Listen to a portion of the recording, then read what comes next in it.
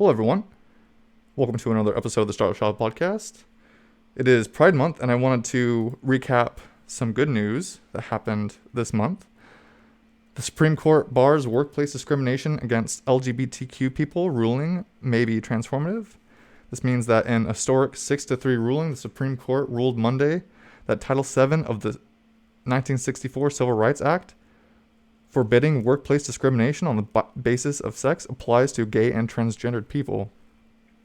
So this law was just in a handful of states, and now it is statewide required. So that is absolutely fantastic. And other than that, I'm just so inspired from seeing all of the people protesting police brutality and police violence.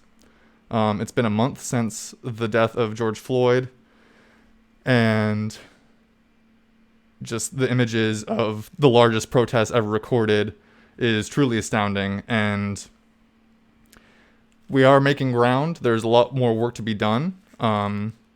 It's okay to take a breather every once in a while. You know, that's why I make this podcast, so that we can all just kind of have a place to talk and maybe learn something in the end.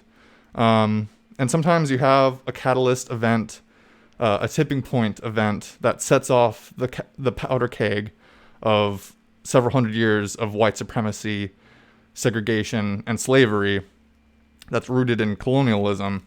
And George Floyd's murder, in the hands of police, was that catalyst event. And so I'm just so inspired by seeing all these images. Keep up the good work, and just know that ground is being made by protesting and speaking up against injustice. So let's get to it. Yesterday, I had the chance of watching the death and life of Marsha P. Marsha Pay It No Mind Johnson, who is a real G and lived to the age of 46 years old. She, her death is still, it was recently ruled a death by drowning under suspicious circumstances, I believe. Previous to that, it was ruled just a suicide immediately by the NYPD. It wasn't even really investigated at all. And so this documentary kind of really, it has so much good candid footage that I love the most of her life and of old New York and the drag queens and the gay scene in the 60s. And just like George Floyd was kind of the catalyst moment for Black Lives Matter and all of the mass protests happening around the United States and around the world, Marsha P. Johnson and the Stonewall Riots in June 28th, 1969 was the catalyst moment for the gay pride movement. And so here's the trailer for the documentary, and let's go. I want to say it was the 4th of July. We were going to meet at midnight, but she never showed up. She was in danger. I was there when they pulled her out. Marsha was so full of life. Marsha P. Johnson was the Rosa Parks of the LGBT movement. Darling, I want my gay rights now! Her case has been cold for 25 years. I'm calling from the Anti-Violence Project here in New York City. I want to try to give Marsha justice. Marsha! Marsha! Street people and the drag queens were the vanguard of the movement. Stonewall, Marsha and I fought the cops off. We were in the streets turning out cars. The movement started the next day. Marsha was famous all around the world, but even famous people, cases go cold. This is her case. It's hard for me to believe that she would commit suicide. A lot of people think it was a murder. Marsha had a fear about the mafia. Something's wrong. We keep on running into a brick wall. You a private investigator? No. Don't play detective yourself, all right? Leave this to the people that should handle it. We want justice here! To find out who the hell murdered Marsha! I have been beaten. I have been thrown in jail. I have lost My job for gay liberation. Revolution now!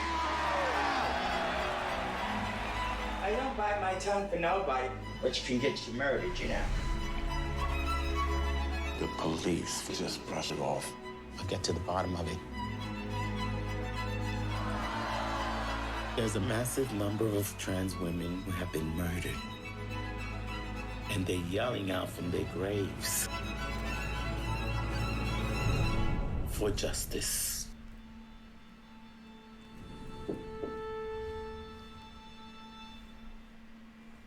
So the death and life of Marsha P. Johnson, Marsha Pay It No Mind Johnson, is available on Netflix. It is about her life, the Stonewall Riots, her murder, her death. And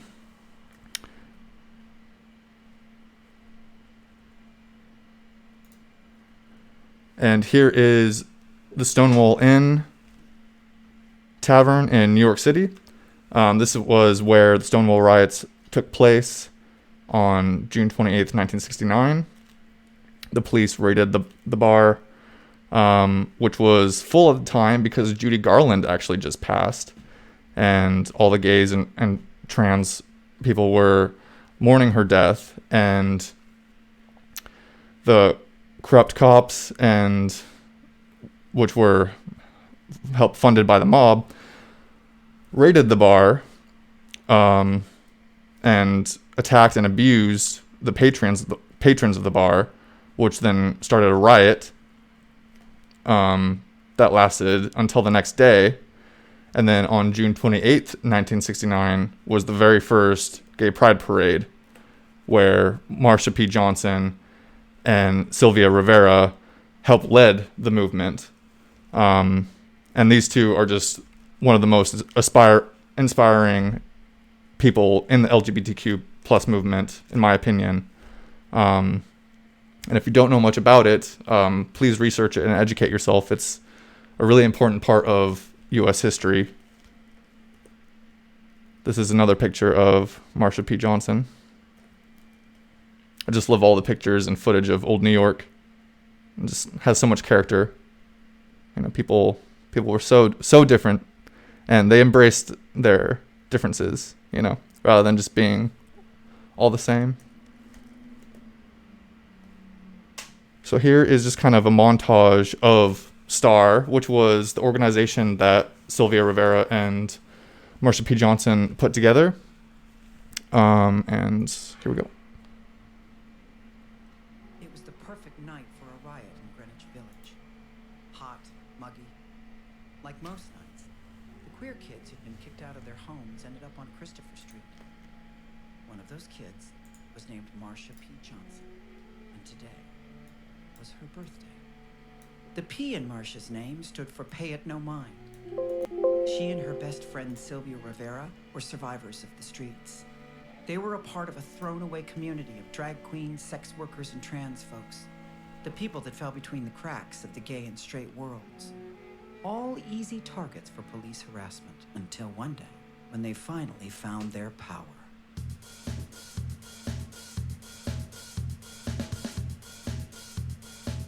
When the police swooped in on the Stonewall Inn in the summer of '69 to make their nightly arrests, the street kids gathered outside to taunt them. Folks began resisting, and the crowd caught fire. They pelted the cops with bottles and bricks, kicking off a night of riots. For the next 3 days, thousands participated in protests and rallies across the city that ushered in a new era for queer rights. As Sylvia Rivera put it, you get tired of being just pushed around. Energized by the Stonewall Riots, she and Marsha joined the Gay Liberation Front and the Gay Activists Alliance. But they quickly learned even the most radical gay activists weren't interested in the struggles of trans and gender non-conforming people. So they started their own organization, STAR, the Street Transvestite Action Revolutionaries. The pamphlet they wrote said, "We're tired of running. We intend to fight for our rights until we get them." I love it. Marsha and Sylvia found a rundown building at 213 East 2nd Street. They named it Star House and pooled their meager incomes to support their family, people who were getting out of jail, queer kids with no place left to go, and newcomers to the scene who needed to be taught about street survival. By 1973, the gay liberation movement was at its peak. On Christopher Street Liberation Day, thousands of queers took to the streets to demand their rights. The rally was supposed to honor those who fought at Stonewall, but not everyone was welcome, even those who had been there. Sylvia was scheduled to speak, but some leaders thought her presence would be disruptive. She literally had to fight her way onto the stage. When she finally got the mic, Sylvia offered a devastating read of the movement's failure to support poor trans women of color. I believe in us getting our rights, or else I would not be out there fighting for our rights. You all tell me to go and hide my tail between my legs. I will not no longer put up with this shit. I have been beaten. I have had my nose broken. I have been thrown in jail. I have lost my job. I have lost my apartment for gay liberation. And you all treat me this way? The people that are trying to do something for all of us and not men and women that belong to a white middle class, white club. And that's what you all belong to. Revolution now! Sylvia became disillusioned with politics and left the city. But when the new transgender movement started in the early 90s, she came back strong. She revived Star House and organized rallies and actions. She spoke internationally and called out mainstream activists who left trans people, people of color, and poor folks in the dust. Sylvia died from cancer in 2002. She fought for trans rights from her hospital bed up until the very end. Marsha stayed in New York. When the AIDS crisis hit in the 80s, she grew outraged over the government's indifference to the mounting gay death toll. She joined ACT UP, an in-your-face AIDS activist group that carried on the militant style of Star and early gay liberation. She was later killed in what many think was a hate crime. In 2012, the New York Police Department reopened their investigation into her death. Sylvia and Marsha leave a legacy of courage, confrontation, and radical determination to fight for the freedom of all people. They are the fierce mothers of our revolution, and for many years, their stories have gone untold. They were just two of the many trans pioneers who have lived, loved, and died in this country. We've been around. The organization ACT UP that the narrator briefly mentions that Marsha P. Johnson focused on after Star House was the best movie about ACT UP is 120 Beats Per Minute, which is that French film that I reviewed a dozen episodes ago. Please watch that film. It is very heavy, but very impactful, and you learn a lot about it. You learn a lot from it about the AIDS crisis in the 1980s, and they didn't even acknowledge it for 3 years. You know, they considered it just a unique form of gay cancer for 3 years. You know, the government didn't even, they just brushed it aside. So you can see where the anger comes from. So next we have, what do we have next? We have a great picture of Sylvia Rivera and Marsha P. Johnson protesting for gay rights on the police line. Not sure what year this was, but the year that Sylvia left in 1973 was also roughly around the time that the first openly gay politician was elected, Harvey Milk, in San Francisco. So it was the peak of the gay rights movement, but it was also the start, as it became more mainstream, it was the start of kind of the whitewashing of the gay rights movement, you know. And that's what she was furious about. She left in 1973 and then came back to help during the AIDS crisis. So the documentary, The Death and Life of Marsha P. Johnson, is also about Victoria Cruz, who didn't know Marsha P. Johnson, but she was good friends with Sylvia Rivera. And this is her in her younger years. She is a trans woman, beautiful trans woman. And then she became she joined, what was it? The Anti-Violence Project in New York. And then she led that up until recently, before she retired. She went back to reopen the case of Marsha P. Johnson. And the first person that she goes to was Marsha P. Johnson's former roommate, Randy Wicker, as seen here on the left, handsome gentleman. He's still alive. I believe he's in his 80s. He's in this documentary, and he gives his best to kind of recollect leads and memories. But so much is still unknown about her death. But it certainly does seem to be foul play and a murder, hate crime. The footage and all the candid footage that I've seen of her doesn't seem to lead me to believe that she would ever commit suicide. She was so adamant on gay rights, and she had such a lengthy career advocating for gay rights. It doesn't make any sense for her to just abruptly kill herself one day. So here is gay rights movement in the early days, the Christopher Street Gay Liberation Festival, which Marsha P. Johnson's former roommate, Randy Wicker, was a part of, and he tried to regain control over the festival because he said that the funding to the festival, a lot of it was mob controlled, and he was trying to regain control over the festival from the mob, and that could have set off some events that would lead to the leaders of the gay rights movement being targeted by the mob, such as Marsha P. Johnson. Here is Sylvia Rivera with the Street Transvestites Action Revolutionaries sign. This was the organization that they started. It was one of the first outlets and homes for homeless gay and trans youth to go to and get resources from. And here is another just kind of montage of both of them and their kind of journey throughout the couple decades. And just the mistreatment, actually, of them from the gay community just infuriates me.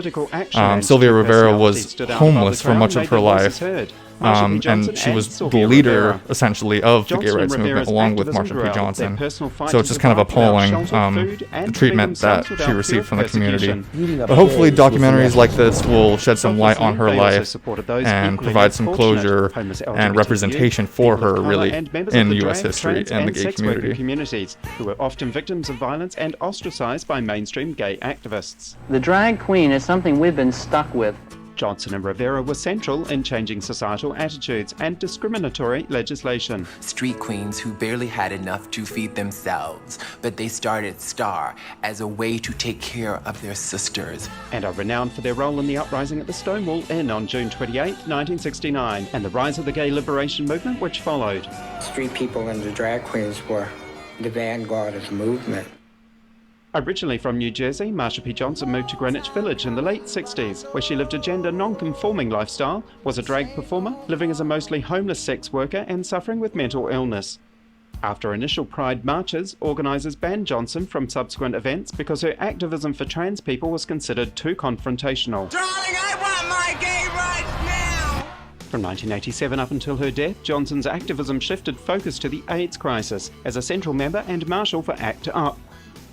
Johnson died July 6, 1992, her body found floating in the Hudson River just days after New York Pride, with many suspecting murder, though her death remains unsolved. Paid the price for who she was. Abandoned and then orphaned as a child, Sylvia Rivera fought hard all her life and self-identified as a drag queen, long before today's definitions existed. She faced extreme hardship, living on the streets as a sex worker from age 11 and suffering a lifetime of substance abuse. But the fire inside her was intense, driving her on in the fight for rights. A regular patron of the Stonewall Inn, she was there to celebrate Johnson's birthday the night of the now famous raid. Rivera was both loved and loathed by activist organisations and was often sidelined by middle-class gays as her approach was considered too controversial. Revolution now! Sylvia's Place, an emergency shelter for young LGBT people, opened just after her death in 2002. Together, Johnson and Rivera fought for the New York City Transgender Rights Bill and the Sexual Orientation Non-Discrimination Act, securing protections for LGBT people. But being excluded themselves as their drag and transvestite identities were considered too extreme for mainstream politics. You get to have your marriage equality. It came from trans women of color. Today, the Sylvia Rivera Law Project carries on their selfless fight for freedom of gender expression. In 2019, New York City commissioned statues of the pair in honor of their contribution and self-sacrifice.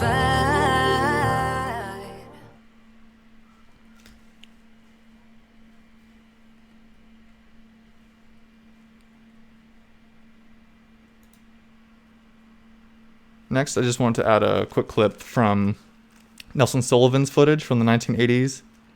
He and a friend go down to visit the Gay Pride Parade in front of the Stonewall Inn, and they're chanting Judy, Judy, Judy, Judy, which is Judy Garland's name, because again, that they were down there mourning her death at the time of the Stonewall riots when the cops came in and raided the inn. They were all there mourning Judy Garland's death. And so here's Nelson Sullivan going down there and really just capturing a really unique moment in time. We're running up here to see the Judy van. Looks like a police escort for Judy's.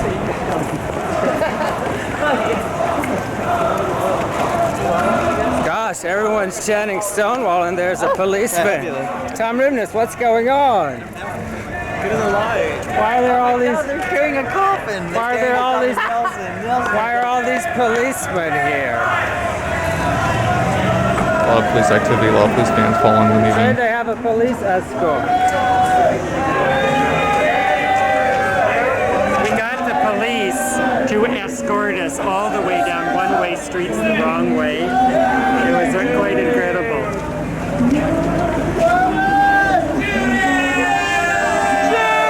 It's the Judy parade.